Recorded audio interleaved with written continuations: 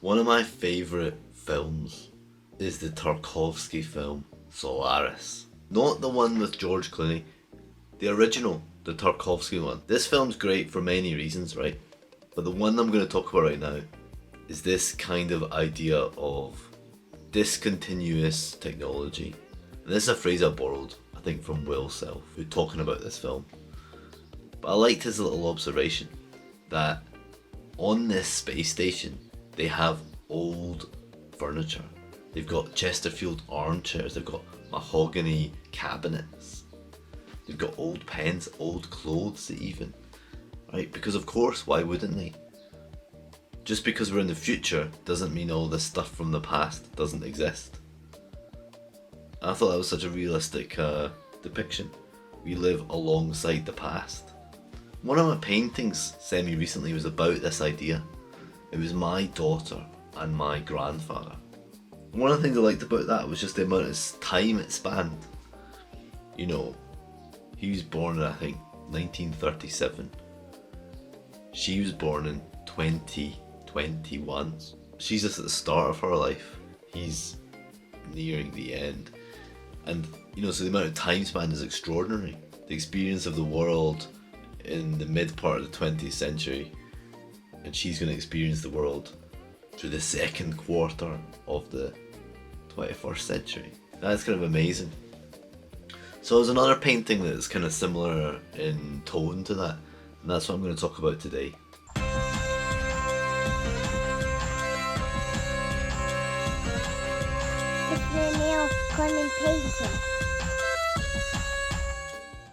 So this is the painting that's the subject of today. Unlike the painting of my grandfather and my daughter, this isn't a photo that I took. As I've discussed before, I've got no problem with that. I quite like painting these internet images. It doesn't bother me that the source isn't original. I'm not pretending that it is. It's kind of like being part of something else, which I think has value. There was actually another painter who painted the same reference, John Fennerov. I really like him. He's an awesome artist. Anyway, I'll show at the end his version alongside mine. And I'd like to stress this is not a competition, because I would lose if it was, so it's not.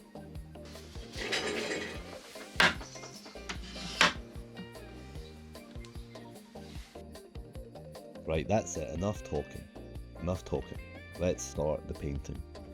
You can see I'm painting over an old, failed painting. I don't really know why that painting failed. I just decided I didn't like it. I didn't like it in a way that I didn't want to recover it. Because it's a shame, because I think it should have been nice. I always turn them upside down just to try and remove the distraction. But actually, the distraction's quite good, something to work against. So all I'm doing in these first stages is blocking in the big shapes. I'm not too stressed about getting exactly the right colours. I'm not worried about getting the drawing exactly right. I just want to get things roughly in the right place. And so you'll see as this goes on, you know, one of the key things about this painting is that wig, that amazing like cosplay wig. When I posted this, people got in touch telling me who it was. I can't remember who it is. People will know. I just want to tell you that I kind of don't care. But I do care about the colour, and so obviously that's not right. It's just about hitting it roughly and getting the values roughly right. It's a fun one though, these double portraits. I think there's something interesting about that, trying to catch the two characters.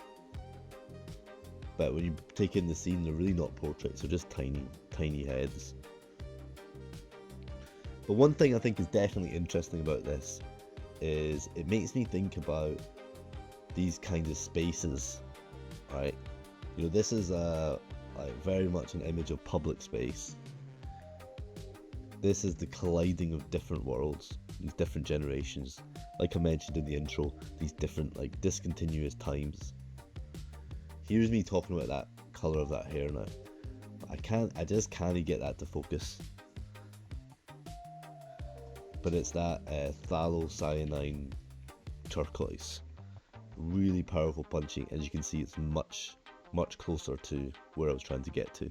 I did still have to work with it a little bit and shift it to the yellow before I felt happier. But anyway, back to this idea of the space of the train. Particularly these inner city trains, right, where you face each other. Not like the trains you go from across the country where you sit more like an aeroplane. I mean these kind of trains where you're facing each other in this tube. You know, these are a rich seam of these kind of unexpected interactions. You know, internet's full of these, right? These moments of conflict, right? Or sweet moments of children interacting with others. There's these moments where you kind of put in super close proximity with strangers, with people from other cultures, for people of different demographics. And although it is not some kind of harmony, it's important. Because if you think about it, it's pretty rare you spend some time in such close proximity with pure strangers. For some reason the airplane feels different. It's the immediacy of the subway. You know, everybody is just going about their daily business. It's a normal day. Airplane is a bit different.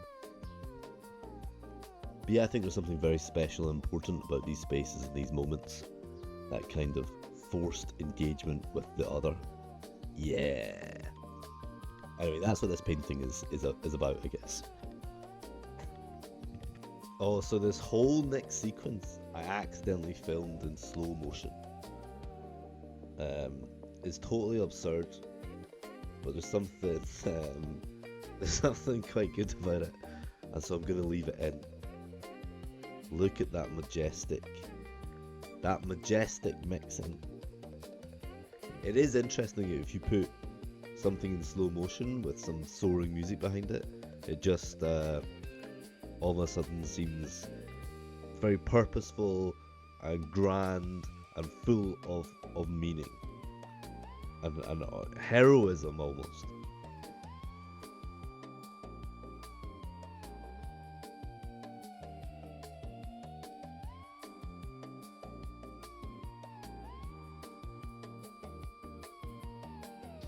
I forgot to mention in the most recent tour, I have a digital version of that sketchbook that you can download. Now, I mean, what do you get from that really? You just get a high-res thing you can flick through. This is the PDF. It's more about supporting the channel and what I do and keeping me drawing in sketchbooks.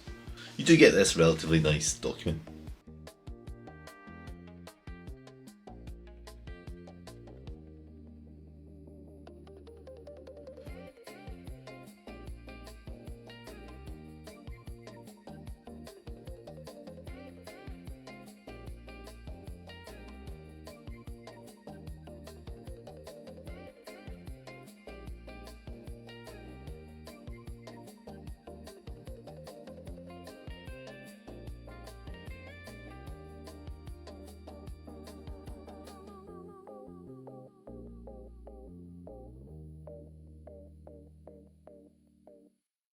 But I do have some other studio news at the moment. So right now I have 2 exhibitions on the go. One in Oslo and the other one in Paris. So one in Paris is actually the paintings that never made it to the Kenyo show. So thankfully that gallery are really nice. Elsa from the gallery, Elsa and Riyadh, thank you very much. They were able to put the paintings into the next show, and that's really good of them because it's going well. Another one is Gallery Ramford. I don't know how to say it, okay, I'm sorry. Gallery Rumford. And I have quite a few paintings in that show. I'm excited about that one because that's alongside long-time painting hero of mine, Mark Tennant, who I've spoken about before on this So he follows me on Instagram now, so that's like, how about that?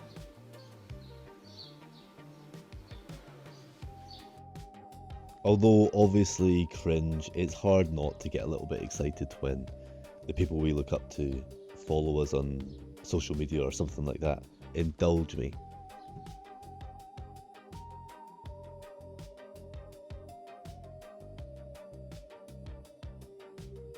And this is really kind of closing in on the end of this painting. I'm fairly happy with the colour of that hair. I just had a few other artifacts just to kind of tie it into the painting. You might also notice another shift I've made where I've compressed the values a bit.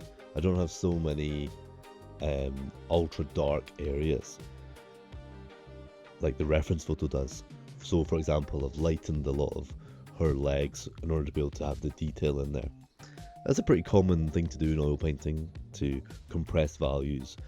Photography tends to have extreme dark and extreme light, especially with these kind of, iPhone photos that process themselves. They can make painting and judging values very difficult. So that would be the downside of painting from photos, especially photos you didn't take.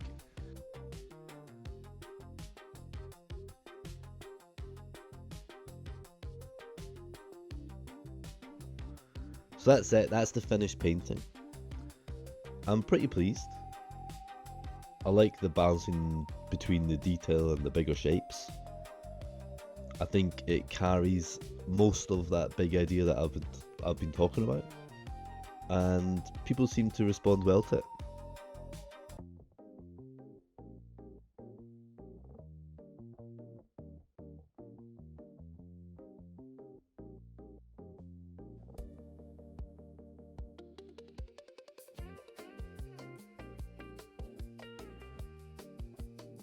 But here is the comparison with that John Fennerov painting, and his link is there on screen.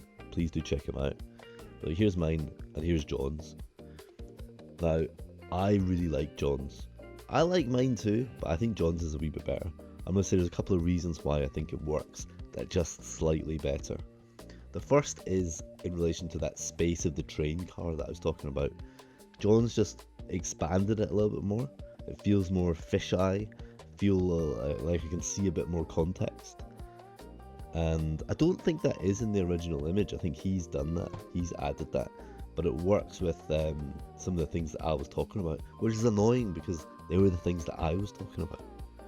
And the second thing is the shift to the pink context. So the train car is rendered in this pink, which serves to really make the blue wig pop, right? That pink and blue, pink and teal, really nice combination.